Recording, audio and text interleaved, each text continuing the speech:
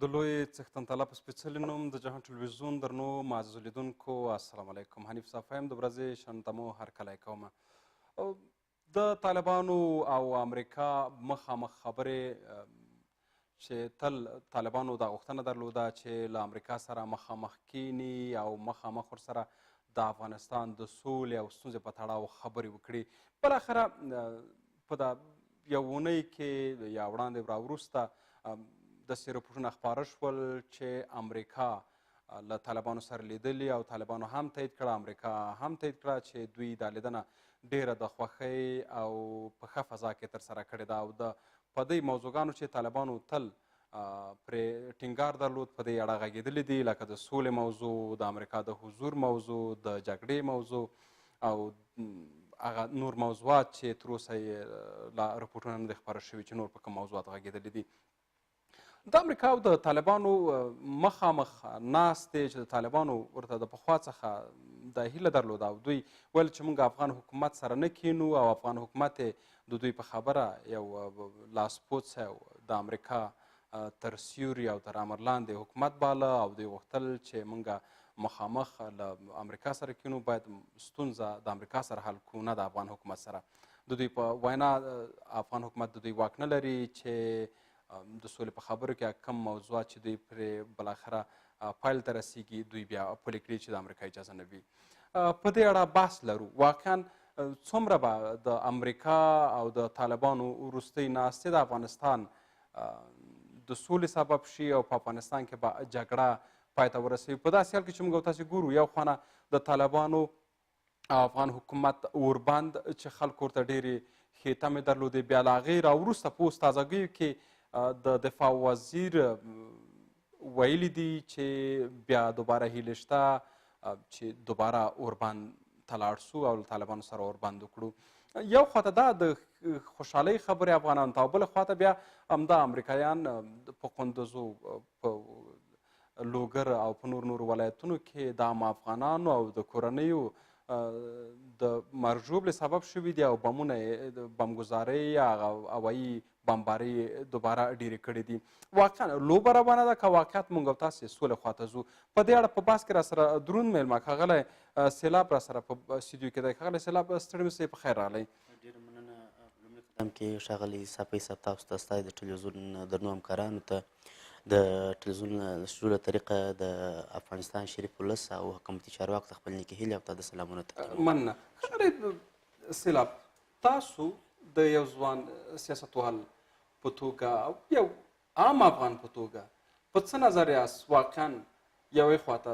د سولې او د اوربند غږ، بلې خواته بیا د بمبارۍ د پامو افغانانو، بلې خواته بیا د طالبانو او د امریکایي ځواکونو د امریکا مخامخ لیدنې دي چې هغه هم په ښه فضا کې ترسره شوي. واقعا څه ډول لوبه روانه ده که واقعا یو بالاخره یو پیل د موږ او تاسې رسېږي او بالاخره امریکایان دې پیل ته رسېدلي دي چې دلته دوی دا جګړه نشي ګټلی؟ مننه. ستاسې د سوال په جواب ویلی سو چې امریکا هغه سیاست چې د افغانستان یا د سیمې د هیوادو دپاره هدف یې هم منځنۍ اسیا کې افغانستان و، نن څخه دې 40 کاله مخکې ترتیب کړی او هغه د نن څخه 1980 کال کې چې خپله دوی پر هغه برجونو باندې خپل یو قسم کیس جوړ کړي، خپل پر برجونو باندې حملې وکړې، تیارې مستقیما واچولې په خپلو برجونو باندې. هدف یې هم دا شی و چې زموږ د هماغه وخت حکومت چې د طالبان حکومت و، هغه وخت حکومت ته د هغوی د منځه وړلو دپاره دا یو پیل و، یو بهانه را جوړه کړل. د دې سره سم دوی هغه و چې پر افغانستان باندې هغه د ملګرو ملتونو د منشورو هغه کومه دغه چې ټاکل سوي دي چې پر یو هېواد باندې بغیر د ملګرو ملتونو د هېوادونو څخه د پرېکړې تصمیم څخه په اکثریت رایې په تایید باندې بغیر تجاوز کول دا خپله د یو هېواد په حریم تجاوز دی. هدف دا چې دوی د هغو څخه هېڅ هغو ته په ملګرو ملتونو منشور اساس په نه کتو سره دا اقدام وکړي افغانستان باندې مستقیما تجاوز وکړي د افغانستان موجوده حکومت یې اعلان کوي خو په هر صورت باندې یو نامشروع جګړه یې راپیل کړه دا داسې یو زمینه سازي یې وکړله چې د افغانستان لپاره یو اموژنه سول افغانستان کې داخلي جګړې راپیل سو د افغانستان د مسلمان د وګړو دپاره د وژنې د یو فیل ګانې بلې و هدف دا شی دی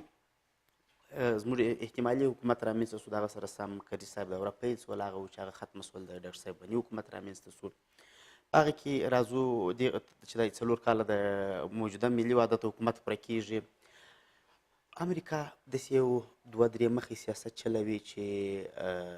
غلطه او اغلا کوه د کور څښتن ته بیداره اوسه هغه دا شی چې دلته مو په ملکي وګړو عامو خلکو او شخصیتونو باندې روزمره د دوی وژنې بمبارۍ او جګړې دوام لري د پردې تر شا باندې هلته کله د اسلامي هېوادو کنفرانس چې و سعودي عربستان کې هغوی مطلقا طالبانو دغه رد کړلی چې دا موږ ته د منلو نه دی هدف دلته دغه هم باید اسلامي هېوادونه رول ولوبوي ځکه زموږ هېواد اسلامي هېواد دی ټولنه مصنتي ده عرفوي ده ځکه خو طالبان هم د اسلام د چتر لاندې اسلام مبارک دین د اسلام مبارک د مشروعیت او د اسلامي نظام د حاکمېدو دپاره دی جنګېږي لذا نو دوی بیا څنګه راځي چې هغه اسلامي سازمانو ناسته او هغه ګډون چې د اسلامي هېوادو په سعودي عربستان کې زموږ د حکومت بعضې زموږ د حکومت د مشرتابه او د حکومت د برحال نظام په استازیتوب باندې علما کرام متنفذین ورغلي وه هغوی دوی پر دفاع له ګوډاګیان یاد کړل هدف ته نن ورځ دی راځي د پردې تر شا باندې څو ورځې وړاندې امریکا رئیس جمهور ټرمپ دغه کوي چې زما ډیپلوماټان د افغانستان کې طالبانو د مشرانو سره وګوري هدف حال دا چې دوی ګوري ورسره دوی هغه خبره باندې خپل موافقې پایل ته رسیږي چې دوی ته موږ امریکا موږ ته دا خوشبیني راکوي چې نور به افغانستان کې سوله حاکمه سي افغانستان به د سولې څښتن واوسي لذا دا زه وایم که موږ افغانان او موجوده حکومت د سولې لپاره وخته کري صاحب هم دا نارې وې د ډاکټر صاحب غني او موجوده نظام د ملت دا ټولو دا نارې وخت خو طالبان یې نه مني نو موږ په دې ښه پوهېږو چې دا پروسه او د دې موټر د سویچ کلي د امریکا په لاس کې ده یو خبره ښاغلی سیلاب تاسو ورته اشاره وکړه د کرزي نه راوروسته کرزي صاحب هم نارې ویلې د سولې حتی څو وار پاکستان ته ولاړه بالاخره نتیجه یې ورنه کړه اوس ښاغلی اشرف غني هم د سولې لپاره نارې وایي او بالاخره طالبانو ته بلنه ورکوي دلته د طالبانو د سولې خبرې د امریکا سره دلته د افغانستان حکومت او د طالبانو هغه ادعا چې طالبانو ویلي چې افغان حکومت لاسپوڅی حکومت دی او دوی سره زموږ ناسته به کومه پایله ورنه کړي واقعا اوس د امریکا سره دغه ناستې چې کله دوی کوي او د امریکا د ولسمشر ډونالډ ترامپ په غوښتنه دغه ناستې ترسره کیږي یا د هغې په لارښوونه دغه ناستې ترسره کیږي دلته د خپل افغان حکومت لږ څه خپل مشروعیت دا هم نظر د لاسه نه ورکوي طبعا دا امریکا حکومت دا دوه مخې سیاست بیا هم هغه دی چې دې ته ادامه ورکوي هغه د اسلامي هېوادو کنفرانس کې زموږ د افغانستان د علما کرامو متنفذینو اشتراک ګډون ولاړل طالبانو د مشرانو څخه یې غوښتنه وکړل هغه وویل چې تاسې خپلواک آزاد ناست تاسې تحت اثر مستمر یاست د کفارو د ناټو یا جمع امریکا هېواد د دې دلته نن ورځ چې دی کښېني د امریکا سره د سولې په تړاو باندې وخت د خپل اسلامي هېوادو د مشرانو سره د هغه څوک چې ستا سره په دین په ژبه او سمت او په مذهب باندې شریک دي هغو سره ته دا پروسه نه نهایي کوي وخت څنګه آیا کافر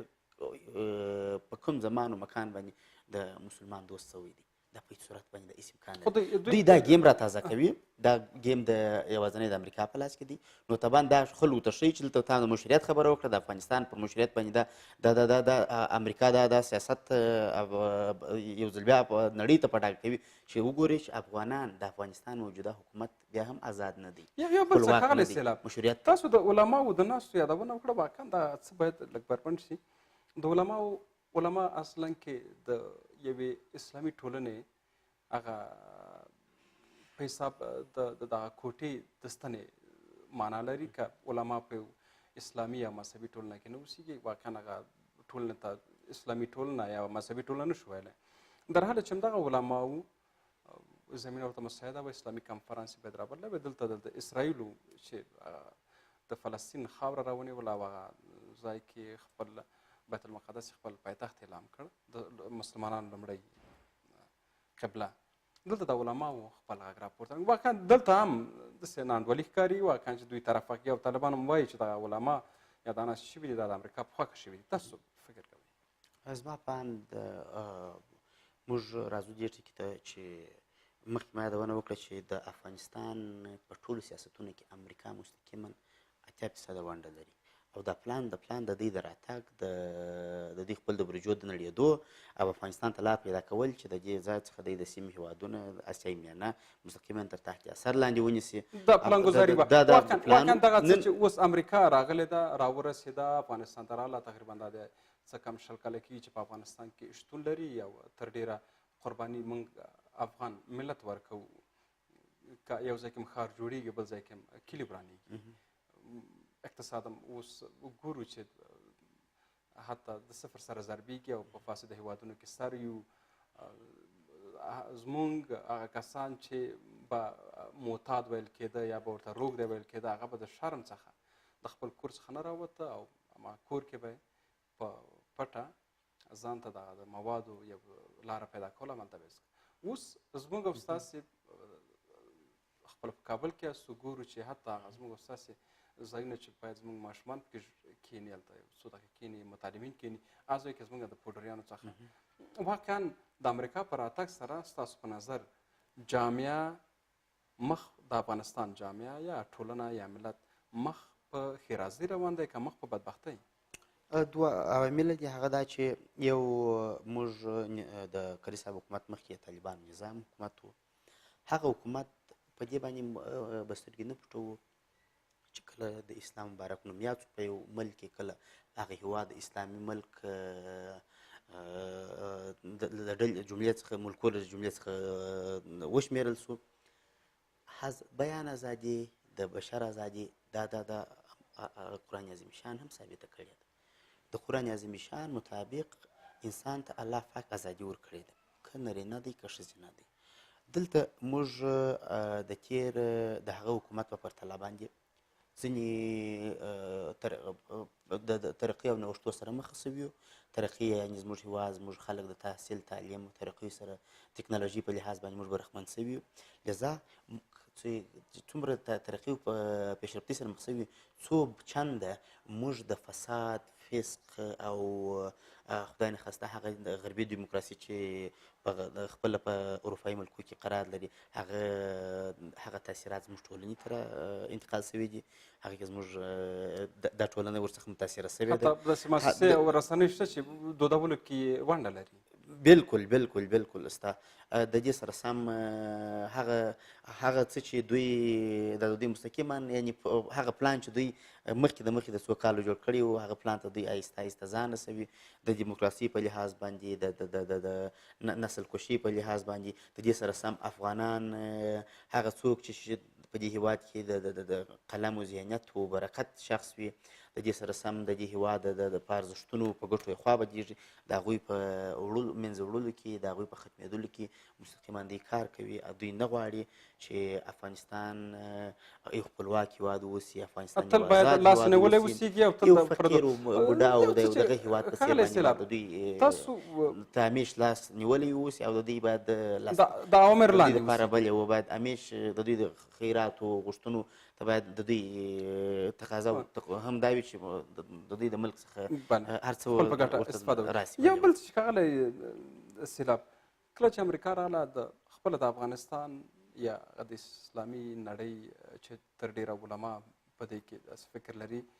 چې دوی غوښتل یو مستقله هېواد او مستقل حکومت له منځه یوسي او اسلامي ودې مخه ونیسي په سیمه کې یو بل چې دلته نړیوالو یادونه تاسو وکړه یا د سیمې د هیوادونو واقعیت چې امریکا خپل دغه موخو ته رسېدلې یا په رسېدو کې ده او یا دغه موخې د یو ارمان په شکل پاتې شوې لکه دا د نورو هیوادونو کنټرولول؟ دا به په هېڅ صورت باندې ځکه 21مه پېړۍ دلته 21مې پېړۍ کې دا خو د ده هغه ستراتیژي او مفکورې ډایلاګ ایډیالوژي دي چې دوی وخت وخت جوړ کړي او دوی دا تطبیق غوښتی افغانستان کې د افغانستان ګاونډي هیوادونه دا نو هغه دوی سره دوی په پلان کې شته چې څوک کم هیوادونه اکثره به تر ډېره بده اسلامي هیوادونه هدف دا شی دی چې دوی زما په اند چې دوی مخ پر تزلل روان دي دوی مخ پر د ارمان یعنی خپل مکان او ځای ته د وړلو په حالت کې دي ځکه دوی هغه پلان ستراتیژي او موخو ته نشي رسېدلی د امکان نه لري ځکه هر هیواد دلته د خپل دفاعي سیستم اټوم او داسې نورو اسبابو څخه غني دی چې هغه د ده سره مستقیما مقابله کولی شي د ده مستقیما جواب ویلی شي موږ ښه هیواد بیلګې وخت په وخت باندې تېرېدو ایران هیواد وینو ترکیې هیواد او ځینې نور داسې اسلامي هیوادونه وو چې ده به ورته مستقیما یاداوري وکړي هغه به ورته 2-3 برابره داسې رغنده جواب ورکړي چې ته که چیرې اقدام وکړې زه به ستا نیویارک او ټکزاس او هغه ایالتونو ته مستقیما جواب درکړم هغه میدانونه یو بل څه چې ښاغلی سیلاب دا خبره راته شوې ده او په رپورټونو او خبرونو کې خپرېږي چې د بعضو ولایتونو سپارل وسولو طالبانو ته دا په څه سترګه ورته ګوري؟ واقعیت سره که طالبانو ته دا ولایتونه تر ډېره اوس خو د سیګار رپورټونه ویلي چې حتی 50% خاوره طالبانو لاس کې ده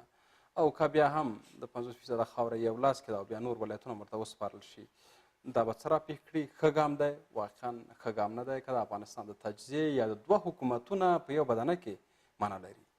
په دې کې شک نشته چې دا به زموږ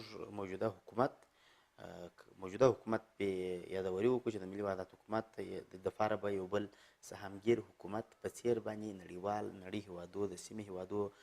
ګاونډي هیوادو ته دا پیژندل کیږي چې هغه د دې ترڅنګ د اسلامي امارت حکومت هم د ملي وحدت حکومت ترڅنګ جوړ سو لذا موږ وینو چې ټولنه کې ولایتو کې په دې کې شک نشته چې ډېرې اکثره سیمې په یو ولایت کې ښه بېلګې زه هلمند کندهار روزګان فراه هغه ولایتونه یادولی شم جنوب غرب زون ولایتونه خپله دې شمال سیمه کې کندوز و نور داسې ولایتونه دي چې هغه هم لري د پرتې سیمې ولسوالیو اکثریت د طالبانو تر حاکمیت لاندې دي دا که دی په رسمي ډول باندې دا که دی په تکتیکي او پلاني ډول باندې غواړي چې هلته د سولې د پروسې له طریقه څخه د طالبانو د مشرانو سره دا دغه تفاهم وکړي چې تاسې نوره جګړه بس کړئ افغانستان کې جګړه مه کوئ ځکه زه درته یا مثلا دی فشار ځکه که هغه ته که په غوسه ورته وایي که په سمه لهجه ورته وایي هغه به دا پروسه نوره بندوي ځکه خو هغوی د دوی ترمنځ یو راز ته یو په دې کې شک نشته دې باندې ملت خبر دی دې باندې د افغانستان مختلف اقوام او اقشار خبر دي د دوی په پلانو د دوی په تکتیکو باندې موږ ولیدل په نظامي هغسې حالاتو کې چې حکومت او طالب په جګړه اخته وو د شپې له وخته څخه د داسې ټیمو کې بیا د شپې تاریخه کې بیا 1 و 2 درې تاري مهمات ورته په طالبانو په ساحو کې ورته کښته کړل ورته وایي کړل ایا دغه د کومې خوا د کومې مرجع څخه راتلي د کومې مرجع څخه سپورټ یو څه چې ښاغلی د دوی لاس دی په دې مورد د افغانستان په جګړه کې د دوی لاس دی واقعیت سره ملت څه غواړي؟ ملت امریکا غواړي که خپله په افغانستان کې خپلواک حکومت هېڅکله زه به زموږ هېواد مثال ورکړم د هېڅ هېواد طبع د پردو حاکمیت هېڅکله نه غواړي بالخصوص بیا هغه څوک چې زموږ سره په اسلام په یو عقیدوي او دیني لحاظ بیل وي هغه کسان خو د هغو خو بیخي شتونتیا افغانستان کې د زهرو په څیر دی ځکه که دوی موږ هېواد کې پاتېږي یا پاته اوسي د دوی ګټه به هم موږ ته همدا وي چې وژنه قتل عام بمبارۍ هغه زموږ نسل کشي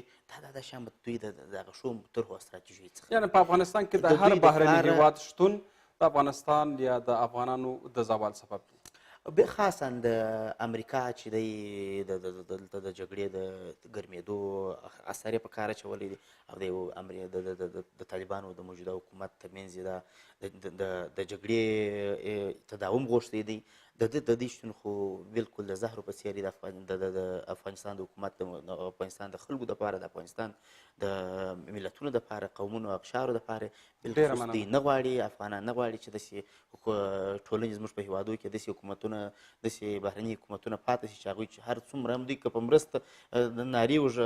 غږ دغه کوي زموږ سره همکاري ډاډه کوي چې زموږ دپاره دا زیان ډېره مننه ښاغلی سیلاب چې راشي بحث کې ګډون وکړ. ډېره مننه. تشکر. د جهان ټلویزیون درنو معزز لیدونکو دا وه د ورځې شننه خپرونه خوشحاله سوکاله سرلوړي او خپلواکه اوسېده. مال شه.